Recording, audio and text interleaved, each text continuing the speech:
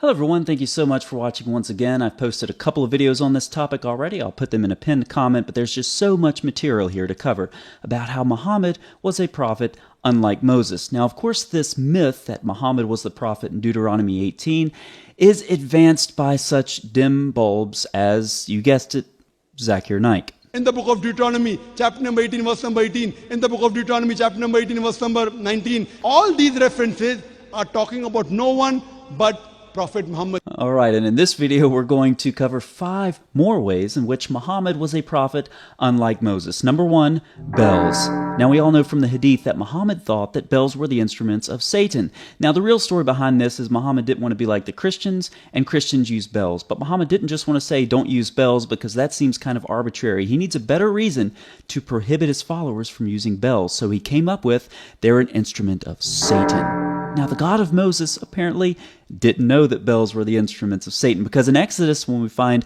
Moses being given instructions about how to build the tent of meeting and how to fashion the priestly garments, we find Moses being commanded by God to sew bells on the priestly garments.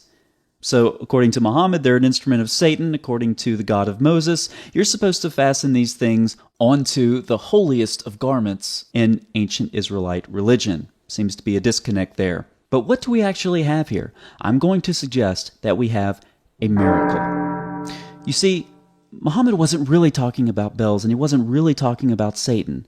What he was doing was making a prophecy, and here is the miracle. Muhammad was prophesying not about bells and Satan, but about the 1980 album by the world-famous rock band AC/DC. What is the number 1 track on that album? You guessed it, Hell's Bells.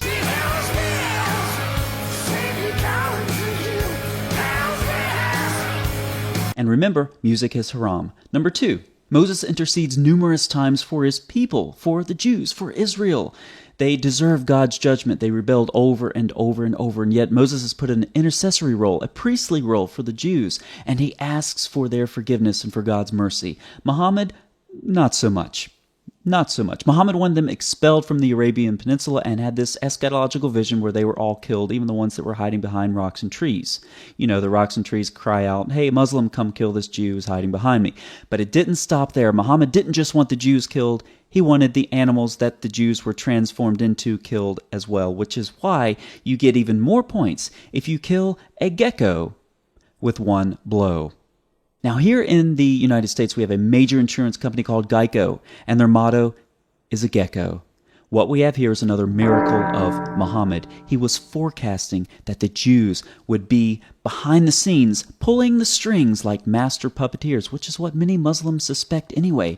Everything is the fault of the Jews. The Jews are behind everything, and here we have the Jews controlling major companies right here in the U.S. Do you see the connection? Geckos, geckos, geckos, and that's why you get more points by killing a gecko in 1 blow. Number 3, getting to the serious stuff. God spoke to Moses on God's terms. God told Moses how to construct the tent of meeting. God told Moses how to approach and to ascend Mount Sinai. This was under God's instruction. God would reveal himself to Moses when and where he chose.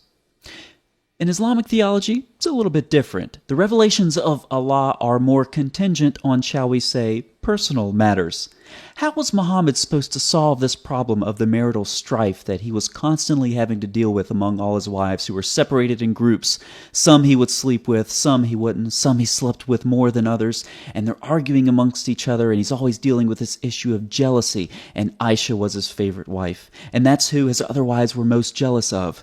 How can he vindicate himself? How can he validate this extra close relationship with the young Aisha? He found a way. The revelations of Allah only came to Muhammad when he was under the garments of, you guessed it, Aisha.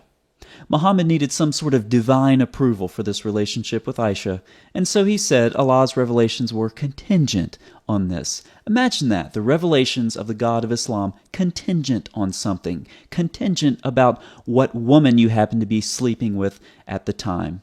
How could Allah's revelations be so contingent on such a self-serving set of circumstances?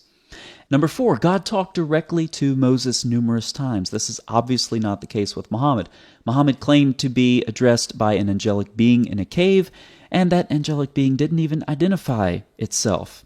Muhammad had to rely on his friends and family to tell them who the angel supposedly was, if it even was an angel. God talked directly to Moses, not even close with Muhammad.